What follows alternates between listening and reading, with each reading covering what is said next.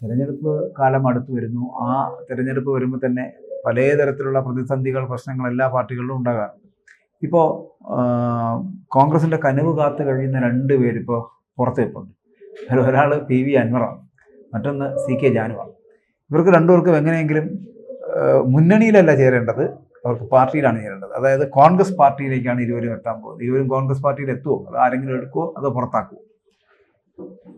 കോൺഗ്രസിൽ ചേരാനായി ഇവർ കാത്തു നിൽക്കുന്നു അല്ലെങ്കിൽ ആഗ്രഹിക്കുന്നു എന്ന് കേൾക്കുന്നത് തന്നെ ഈ 2025 വളരെ കൗതുകകരമായ ഒരു കാര്യമാണ്.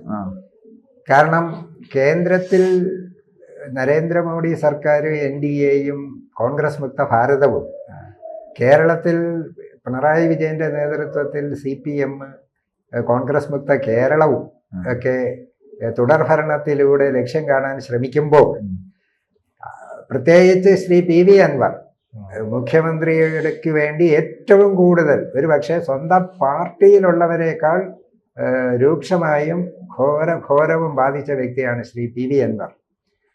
അദ്ദേഹം കോൺഗ്രസിൽ ചേരാൻ ആഗ്രഹിക്കുന്നു എന്ന് പറയുന്നത് അദ്ദേഹം നേരിട്ട് പറഞ്ഞോ എന്ന് എനിക്കറിയില്ല. പക്ഷേ അദ്ദേഹം ഒരു കാര്യം തറപ്പിച്ചു പറഞ്ഞു, മുന്നണിയിൽ എടുത്താലും ഇല്ലെങ്കിലും എൻ്റെ പിന്തുണ, എൻ്റെ പാർട്ടിയുടെ പിന്തുണ UDFന് തന്നെ എന്ന് പരസ്യമായി പറഞ്ഞു. അവിടം വരെ നമ്മൾ കണ്ടു. ഒപ്പം കോൺഗ്രസിൽ മുന്നണിയിൽ ചേരുക എന്ന് പറഞ്ഞാൽ ഏതെങ്കിലും ഒരു പാർട്ടിയുടെ ലേബലിലല്ലേ ചേരാൻ പറ്റൂ. അല്ല, ഈ നിലമ്പൂർ തെരഞ്ഞെടുപ്പ് സമയത്ത് നമ്മൾ അൻവറിന്റെ ഗതികേട് കണ്ടതാണല്ലോ. പല വട്ടം നിങ്ങളുടെ പാർട്ടി ഓഫീസുകളിലും പാർട്ടി തിണ്ണകളിലും ഒക്കെ കയറി നിറങ്ങിയ ആളാണ് ഈ PV അൻവർ. VD സതീശന്റെ ശക്തമായിട്ടുള്ള ഇടപെടലാണ് അതിനകത്ത് അദ്ദേഹത്തിന്റെ പാർട്ടിക്ക് പോലും വരാൻ കഴിയാതായി പോയതും ഘടകകക്ഷിയാക്കാൻ കഴിയാതായി പോയതും. അതെ, അതാണ് PV അൻവറിന്റെ ദുര്യോഗം എന്ന് പറയുന്നത്. CK ജാനുവിന്റെ ദുര്യോഗം എന്ന് പറയുന്നത്, CK ജാനു NDAയോടൊപ്പം നിന്ന ആളാണ്. NDAയോടൊപ്പം നിൽക്കുകയും അവരോടൊപ്പം സഞ്ചരിക്കുകയൊക്കെ ചെയ്തതാണ്. പക്ഷെ അവർ ഇതാ കത്ത് നൽകിയിരിക്കുന്നു. കഴിഞ്ഞ പ്രാവശ്യം എറണാകുളത്ത് വെച്ച് VD സതീശനെ കണ്ട് പാർട്ടിയുമായിട്ടും UDFുമായിട്ടും സഹകരിച്ച് പോകാനായിട്ട് താല്പര്യമാണെന്ന് പറഞ്ഞ് കത്ത് നൽകിയിട്ടുണ്ട്. അത് കത്ത് പരിശോധിച്ചിട്ടുണ്ട്. പക്ഷേ പരിഗണിക്കപ്പെടേണ്ടത് CK ജാനുവിനെ കുറിച്ച് പറയേണ്ടത് വയനാട്ടിലെ കോൺഗ്രസ് നേതാക്കളാണ്, അൻവറിനെ കുറിച്ച് പറയേണ്ടത് മലപ്പുറത്തെ നേതാക്കളാണ്. അപ്പോൾ ഇവർ രണ്ടും പറയുന്ന അനുസരിച്ചിട്ടായിരിക്കും ഇവരുടെ ഈ UDFിലേക്കുള്ള അല്ലെങ്കിൽ കോൺഗ്രസിലേക്കുള്ള പ്രവേശനം എന്ന് പറയുന്നത്. PV അൻവർ എത്ര നാളുകൊണ്ട് തന്നെ ഇത് പറയുന്നുണ്ടല്ലോ, ഞാൻ കോൺഗ്രസിനോടൊപ്പം ചേരാൻ പോകുന്നു. പക്ഷേ ഇപ്പൊ തന്നെ VD സതീശന്റെ കാര്യം അൻവറിനെതിരാണ്. രമേശ് ചെന്നിത്തലയും K മുരളീധരനും ഇവരെ രണ്ടുപേരെ എതിർക്കുന്നുണ്ട്. പിന്നെ എങ്ങനെയായിരിക്കും ഇത് സാധ്യമാവുക? അതായത് ഈ കോൺഗ്രസിൽ ചേരാനായിട്ട് ഇവർ രണ്ടുപേരും താല്പര്യപ്പെട്ടാലും അന്തിമ തീരുമാനം കേരളത്തിൽ മാത്രം ഒതുങ്ങില്ല. കേന്ദ്രവും ഹൈക്കമാൻഡിന്റെയും കൂടി അനുവാദത്തോടു കൂടിയേ ഇത് നടക്കുകയുള്ളൂ. പിന്നെ ഘടകകക്ഷികളായിട്ട് ചേരാൻ അല്ലല്ലോ ഇപ്പോൾ പറയുന്നത്. അപ്പോ ശ്രീ PV അൻവർ കോൺഗ്രസിൽ ചേരാനാണ് താല്പര്യപ്പെടുന്നതെങ്കിൽ അദ്ദേഹത്തിന്റെ ഇപ്പോഴത്തെ തൃണമൂൽ കോൺഗ്രസ് എന്ന് പറയുന്ന ആ യൂണിറ്റ് എന്ത് ചെയ്യും എന്നുള്ള ഒരു വിഷയമുണ്ട്. ആ യൂണിറ്റ് ഒന്നടങ്കം കോൺഗ്രസിൽ ചേരുമോ, അങ്ങനെ ഉള്ള ഒരു ചോദ്യവും ഇതിനകത്ത് ഉയരുന്നുണ്ട്. എന്തായാലും ഇവർക്കൊക്കെ പറ്റുന്നത്, ഇപ്പം നമുക്ക് ഒരു സമയം നമ്മളൊക്കെ പറയാറുണ്ട്, ഒരു സമയം ഒരു ശത്രുവേ പാടുള്ളൂ. ഒരു സമയം ഒരുപാട് പേരെ ശത്രുക്കളാക്കിക്കൊണ്ട് പോയാൽ മുന്നോട്ട് പോകാനൊക്കില്ല. ശ്രീ PV അൻവറിന് വന്ന ഏറ്റവും വലിയ ഒരു പ്രശ്നം എന്താണെന്ന് വെച്ചാൽ, മുഖ്യ ശത്രു പിണറായി വിജയൻ എന്ന മുഖ്യമന്ത്രിയായിരുന്നു. അതേസമയം കോൺഗ്രസിലും അദ്ദേഹത്തിന് ചില ശത്രുക്കളുണ്ട്. അങ്ങനെ ഒരേ സമയം CPMന്റെ നമ്പർ 1നെയും കേരളത്തിലെ പാർട്ടി കോൺഗ്രസിനകത്തെ 1, 2, 3 നമ്പറിലുള്ളവരെയും കൂടി ശത്രുക്കളാക്കിക്കൊണ്ട് ഒരാളിന് എങ്ങനെ മുന്നോട്ട് പോകാൻ പറ്റും? അവിടെയാണ് അതിബുദ്ധിമാനായ ശ്രീ PV അൻവറിന് പറ്റിയ ബുദ്ധിമുട്ട്. ഒപ്പം നിലമ്പൂരിൽ UDFിനൊപ്പമാണെന്ന് പറഞ്ഞ ആൾ മനസ്സിൽ കണ്ടത്, അദ്ദേഹം ആഗ്രഹിക്കുന്ന വ്യക്തി അവിടെ MLA സ്ഥാനാർത്ഥിയായി വരണം. അതൊരിക്കലും ആര്യാടൻ ഷൗക്കത്ത് ആകരുത്. ഇങ്ങനെയൊക്കെ വ്യവസ്ഥയും വെച്ചുകൊണ്ട് ഓരോരുത്തർ, പ്രത്യേകിച്ച് കോൺഗ്രസ് പോലെയുള്ള ഒരു പാർട്ടിയിലോട്ടോ മുന്നണിയിലോട്ടോ വരാം എന്ന് പറഞ്ഞാൽ എങ്ങനെ വരാൻ പറ്റും? നടക്കുന്ന കാര്യമല്ല. അത് ഒരു പാർട്ടിയിലായാലും. ഈ CK ജാനുവിനാണെങ്കിലും അൻവറിനാണെങ്കിലും സാധ്യത വളരെ കുറവാണ്. ചിലപ്പോൾ എത്തിയേക്കാം, ഇല്ലെങ്കിൽ എത്താതാകാം. പക്ഷേ ഇപ്പോഴത്തെ സ്ഥിതിവിശേഷത്തിൽ UDFിനകത്ത് നിൽക്കുന്ന പാർട്ടികൾ തന്നെ ഈ തദ്ദേശ സ്വയംഭരണ തെരഞ്ഞെടുപ്പ് കഴിയുന്നതോടുകൂടി ഇവിടം വിടും, അല്ലെങ്കിൽ UDF വിട്ട് മറ്റു കേന്ദ്രങ്ങളിലേക്ക് ചേക്കേറുവാനുള്ള സാധ്യത ഉണ്ടെന്നാണ് പറയപ്പെടുന്നത്. അതിനുള്ള സാധ്യത ഉണ്ടോ? ഒരിക്കലും ഇല്ല. കാരണം എന്ത് കണ്ടുകൊണ്ടാണ് UDF-ൽ നിന്നും ഇപ്പോൾ അപ്പുറത്തേക്ക് പോകേണ്ടുന്നതിന് എന്തെങ്കിലും ഒരു രാഷ്ട്രീയ സാഹചര്യമുണ്ടോ? ഇപ്പോൾ പഞ്ചായത്ത് തെരഞ്ഞെടുപ്പ് വരുന്നു. പഞ്ചായത്ത് തെരഞ്ഞെടുപ്പ് നാളിതുവരെയുള്ള കേരളത്തിൽ പഞ്ചായത്ത് തെരഞ്ഞെടുപ്പ് തുടങ്ങിയത് മുതൽ ഇന്ന് വരെയുള്ള കാലഘട്ടം നമ്മൾ എടുത്ത് പരിശോധിച്ചാൽ 2010-ൽ മാത്രമാണ് ഒരു മുന്നേറ്റം കോൺഗ്രസിന് ഉണ്ടായത്. 2010-ൽ ഏതാണ്ട് 60% തദ്ദേശ സ്ഥാപനങ്ങൾ കോൺഗ്രസിനും ഏതാണ്ട് 40 LDF-നുണ്ടായിരുന്നു. ബാക്കി എല്ലാ കാലഘട്ടത്തിലും അവരുടെ ഒരു മുന്നേറ്റം ആയിരിക്കും. അപ്പൊ ആ അർത്ഥത്തിൽ ഇപ്പോൾ വരുന്ന തെരഞ്ഞെടുപ്പിലും അവർക്കുണ്ടാകുമെന്ന് കണക്ക് കൂട്ടുമെങ്കിലും എൻ്റെ ഒരു കണക്ക് കൂട്ടലിൽ അതുപോലും ചിലപ്പോൾ സംഭവിക്കില്ല. കാരണം കോൺഗ്രസിനെയും UDF-നെയും ഇപ്പോൾ ഒരു തെരഞ്ഞെടുപ്പിൽ മാറ്റി നിർത്താനോ വോട്ട് ചെയ്യാതിരിക്കാനോ ഒരു കാരണം കണ്ടെത്താൻ എന്തെങ്കിലും ഉണ്ടോ? കേന്ദ്രത്തിൻ്റെതായ കുഴപ്പം കൊണ്ടാണെങ്കിൽ അതിൻ്റെ ഉത്തരവാദിത്വം BJP-ക്ക്, കേരള സർക്കാരിൻ്റെ കുഴപ്പം കൊണ്ടാണെങ്കിൽ അത് CPM-ന്, ഇനി തദ്ദേശ സ്വയംഭരണ സ്ഥാപനങ്ങളുടെ പിടിപ്പുകേടാണെങ്കിൽ ബഹുഭൂരിപക്ഷം അവരുടെ ഇല്ല. അപ്പൊ സമ്പൂർണ്ണ പ്രതിപക്ഷമായി നിൽക്കുന്ന കോൺഗ്രസിന് ജനങ്ങളുടെ ഏത് വിഷയത്തിലും അവരാണ് കുറ്റക്കാർ, അവരാണ് കുഴപ്പം എന്ന് പറയാൻ പറ്റാത്ത അവസ്ഥയില്ലേ? ശരിയാണ്. കോൺഗ്രസിനെ കുറ്റപ്പെടുത്താൻ കഴിയില്ല, അല്ലെങ്കിൽ അവർ പ്രതിപക്ഷ മനോഭാവത്തോട് പെരുമാറുന്നു. പക്ഷെ ആ പ്രതിപക്ഷം അങ്ങനെ ഒരു റോള് വളരെ കൃത്യമായിട്ട് ചെയ്യുന്നുണ്ടോ? ഇത്തവണ ജനങ്ങളുടെ ഹൃദയത്തിൽ ഇടം നേടാൻ കഴിയുന്ന തരത്തിലുള്ള പ്രവർത്തനങ്ങൾ ഉണ്ടായിട്ടുണ്ട്. ഓ എടാ ആ ആ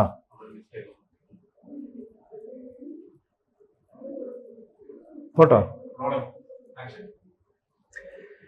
അത് ശരിയാണ്. പക്ഷേ ഇവിടെ ഞാൻ കാര്യം പറയട്ടെ, ഈ പല സമയത്തും ഈ കോൺഗ്രസിനകത്തുള്ള പല പാർട്ടികൾക്കും മുന്നണികൾക്കും പലതരത്തിലുള്ള നീക്കുപോക്കുകൾ പലപ്പോഴും നടത്താറുണ്ട്. പക്ഷേ ഇനി അങ്ങോട്ട് മുന്നോട്ട് പോകുമ്പോൾ ഏത് ക്വസ്റ്റ്യൻ നടണ്ട ക്വസ്റ്റ്യൻ പറഞ്ഞു ഞാൻ ഏത് ക്വസ്റ്റ്യനാണ് ചോദിച്ചത് സാറേ? UDF-നകത്തുള്ള അന്തചിത്രമാണോ? അതോ ആ രീതിയിലാണ് ആണല്ലേ? പോവാം. ഇപ്പം നമുക്കറിയാം ഈ തിരഞ്ഞെടുപ്പ് കാലത്ത് എപ്പോഴും ഇത്തരത്തിലുള്ള സംവിധാനങ്ങൾ, സംഭവങ്ങൾ കോൺഗ്രസിനകത്ത് ഉണ്ടാകാറുണ്ട്. അതിന് സാമാന്യവൽക്കരിക്കുകയല്ല. പക്ഷേ അങ്ങനെ ആണെങ്കിൽ കൂടിയും ഈ വരുന്ന തിരഞ്ഞെടുപ്പ് അധികാരം എന്നുള്ളതാണ്. നമ്മൾ എന്ത് രാഷ്ട്രീയം പറഞ്ഞാലും ഇപ്പം താങ്കൾ പറഞ്ഞ ശരിയാണ്, എന്ത് രാഷ്ട്രീയ മാനമാണുള്ളത്, അല്ലെങ്കിൽ എന്ത് രാഷ്ട്രീയ തർക്കമാണുള്ളത് മറ്റു പാർട്ടികളിലേക്ക് പോകാൻ. പക്ഷേ രാഷ്ട്രീയ തർക്കം എന്നതിനപ്പുറം ഒരു അധികാരം എന്ന് പറയപ്പെടുന്ന സാധനമുണ്ട്. കഴിഞ്ഞ 10 വർഷമായിട്ട് അധികാരത്തിലല്ലാത്തൊരു മുന്നണിയാണിത്. ആ മുന്നണിക്ക് ഉള്ളിൽ പ്രവർത്തിക്കുന്ന പല പാർട്ടികൾക്കും പല ഘടകകക്ഷികൾക്കും എതിരഭിപ്രായങ്ങളുണ്ട്. അവർക്കവിടെ രാഷ്ട്രീയപരമായിട്ടുള്ള ബുദ്ധിമുട്ടുകളില്ലെങ്കിൽ കൂടിയും അധികാരമില്ലെങ്കിൽ പുറത്തു പോകണ്ടേ? എല്ലാ പാർട്ടികളും തെരഞ്ഞെടുപ്പിൽ ജയിക്കുകയും അധികാരം കിട്ടുകയും ചെയ്യാൻ വേണ്ടിയിട്ടാണ് നിൽക്കുന്നത്. മുന്നണി മാറുന്നത് പോലും നിൽക്കുന്ന മുന്നണിയിൽ തുടർന്നാൽ തെരഞ്ഞെടുപ്പിൽ ജയിക്കാൻ സാധ്യതയുണ്ടെങ്കിൽ മറുകണ്ഠം അപ്പുറത്ത് പോകില്ലല്ലോ. ആശയപരമായിട്ടൊന്നും അല്ലല്ലോ ഈ പോകുന്നത്, നിലനിൽപ്പിന് വേണ്ടിയിട്ടല്ലേ. ഇപ്പോൾ UDF-ൽ നിന്നും LDF-ലേക്ക് ഇപ്പോൾ പോകേണ്ടെന്ന പരുവത്തിൽ UDF-നകത്ത് ഒരു സംഘടനയില്ല എന്ന് മാത്രമല്ല. അല്ല, ഞാൻ ചോദിക്കട്ടെ, ഈ ലീഗിന്റെ അവസ്ഥ എന്താണ്? ലീഗ് അധികാരം എന്ന് പറയപ്പെടുന്ന 5 വർഷത്തിൽ കൂടുതൽ അവർക്ക് ഇരിക്കാൻ കഴിയില്ല. ഇപ്പോൾ 10 വർഷമായി.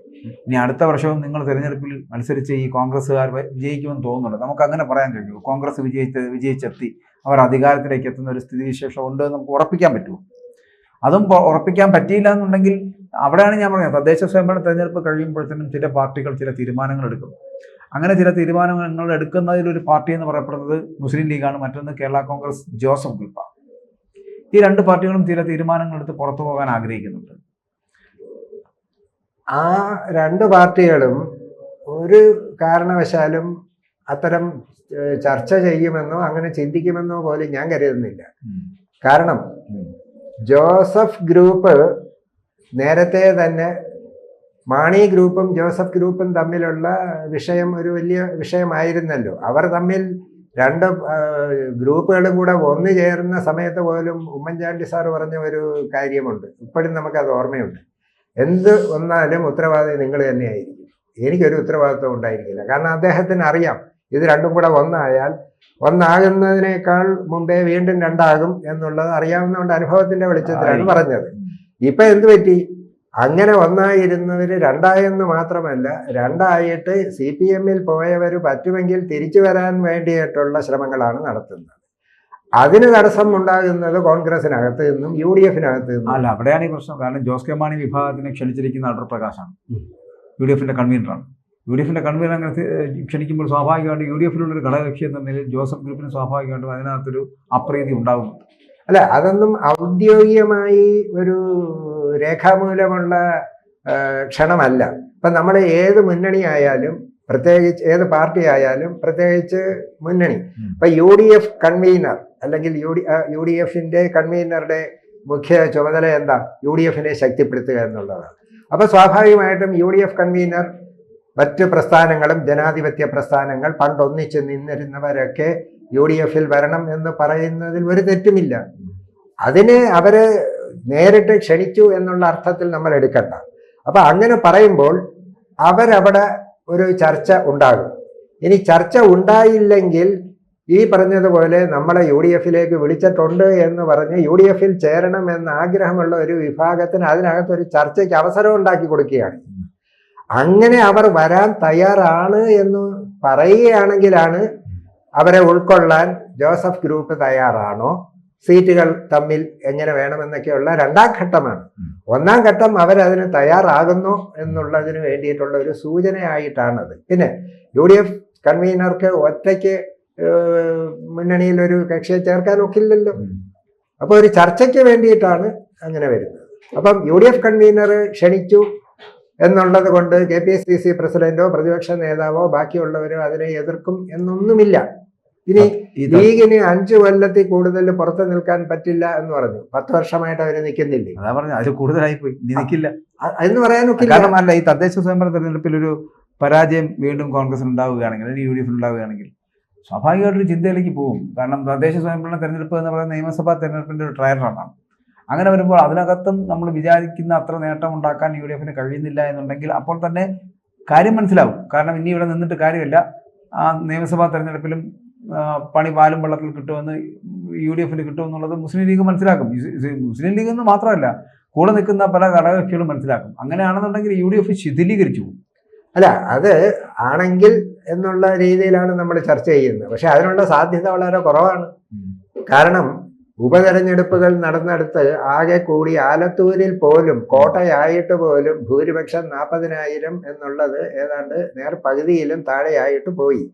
അതുകൊണ്ട് CPM-ന്റെയും LDF-ന്റെയും അവരുടെ ജനപിന്തുണയും അവരുടെ ഈ തെരഞ്ഞെടുപ്പിൽ വീണ്ടും വരാനുള്ള സാധ്യതയും ഒക്കെ വളരെ വളരെ വളരെ കുറവാണ്. ഒരു കാരണവശാലും ഇങ്ങനെ ഒരു സാഹചര്യം UDF-ന്റെ ഘടകകക്ഷികൾ അപ്പുറത്തോട്ട് പോകുന്ന സാഹചര്യം ഉണ്ടാകില്ലെന്ന് മാത്രമല്ല, ജാനുവും അൻവറും അടക്കമുള്ളവർ ഇങ്ങോട്ട് വരാൻ കാത്തു നിൽക്കുകയാണ്. അതിലുമുപരി UDF എന്നുള്ള മുന്നണി ഇത്രയും ഒറ്റക്കെട്ടായി നിന്ന ഒരു കാലഘട്ടം UDF ഉണ്ടായതിനു ശേഷം ഇന്നുവരെ ഉണ്ടായിട്ടില്ല. നിലമ്പൂർ ഉപതെരഞ്ഞെടുപ്പിലൊക്കെ യഥാർത്ഥത്തിൽ കോൺഗ്രസിനോടൊപ്പം അല്ലെങ്കിൽ അതിനേക്കാൾ ഒരു പടി മുകളിൽ മുസ്ലിം ലീഗ് തന്നെയായിരുന്നു. പിന്നെ മുസ്ലിം ലീഗിനകത്ത് അതിപ്പോ അതിനകത്ത് ആ സമയത്തിലൊക്കെ നമുക്കറിയാം, അതിനകത്തൊരു വലിയൊരു കൂടിച്ചേരലുകൾ അല്ലെങ്കിൽ ഒരു ഒത്തൊരുമ ഉണ്ടായിരുന്നു. ഷാഫി പറമ്പിൽ, രാഹുൽ മാങ്കൂട്ടത്തിൽ, അങ്ങനെയുള്ള യുവാക്കളുടെ ഒരു നിരയുണ്ടായിരുന്നു. പക്ഷേ അതിനുശേഷം രാഹുൽ മാങ്കൂട്ടത്തിൽ വിഷയം വന്നു. അതോടുകൂടി ആ സമവാക്യങ്ങളൊക്കെ മാറി. അതായത് സതീശൻ, ഷാഫി പറമ്പിൽ, രാഹുൽ മാങ്കൂട്ടത്തിൽ, BC വിഷ്ണുനാഥ് അടക്കമുള്ളൊരു നല്ലൊരു ഗ്രൂപ്പ് ഉണ്ടായിരുന്നു. അതൊക്കെ അങ്ങ് പോയി. ഇപ്പം ഷാഫിയുടെ ശത്രുവായിട്ട് VD സതീശൻ മാറുന്നു. അങ്ങനെയൊക്കെ ഉള്ളൊരു രീതിയിലേക്ക് വരുമ്പോൾ സ്വാഭാവികമായിട്ടും കോൺഗ്രസിനകത്ത് ഒരു അരക്ഷിതാവസ്ഥയുണ്ട്. എന്ത് തോന്നുന്നു, ഈ തദ്ദേശ സ്വയംഭരണ തെരഞ്ഞെടുപ്പിൽ എന്തെങ്കിലും രക്ഷയുണ്ടോ? തീർച്ചയായിട്ടും ഒരു സംശയവും വേണ്ട. ഒരു 50% അതിന് മുകളിലോ UDF തദ്ദേശ തെരഞ്ഞെടുപ്പിൽ ജയിക്കുമെന്നുള്ളതിന് ഒരു തർക്കവുമില്ല. ഇനി അങ്ങനെ ഒന്നും സംഭവിച്ചില്ലെങ്കിൽ നമ്മൾ ഈ ബീഹാറിൽ വീണ്ടും നിതീഷ് കുമാർ വന്നാൽ അവിടുത്തെ ജനങ്ങളെ എന്തു പറയുമോ അതേ രീതിയിൽ കേരളത്തിലെ ജനങ്ങളും അത്രമാത്രം ചിന്താശക്തി ഇല്ലാത്തവരാണോ എന്ന് വിലയിരുത്തുമെന്നുള്ള തിരിച്ചറിവുള്ളത് കൊണ്ട് ഒരു തർക്കവും വേണ്ട. ഈ ഏറ്റവും അവസാനം 400-300 രൂപ ഒക്കെ ഇപ്പോൾ കൊടുക്കുന്നത് കേന്ദ്രം പണ്ട് നരേന്ദ്രമോദിയുടെ BJP തെരഞ്ഞെടുപ്പ് വരുമ്പോൾ പെട്രോളിനും ഡീസലിനും ഒക്കെ 2 രൂപ വെച്ച് കുറച്ചു കൊടുക്കുന്ന ഒരു പരിപാടി ഉണ്ടായിരുന്നു. അതേപോലെ ഇവിടെ കുറയ്ക്കാനായിട്ടൊന്നും ഇല്ലാത്തത് കൊണ്ട് 100-400 രൂപ അധികം വർദ്ധിപ്പിച്ചിട്ട് അതിൻ്റെ ഇരട്ടി മറ്റ് മേഖലകളിലൂടെ പിടിച്ചെടുക്കുന്നതാണെന്ന് തിരിച്ചറിയുന്ന കേരളത്തിലെ മുഴുവൻ ജനങ്ങളും തിരിച്ചറിയും. തദ്ദേശ തെരഞ്ഞെടുപ്പിൽ ഒരു 60% സീറ്റുകൾ എങ്കിലും UDF ജയിക്കുമെന്ന് തന്നെയാണ് നമ്മൾക്ക് പ്രതീക്ഷിക്കാം. ശരി.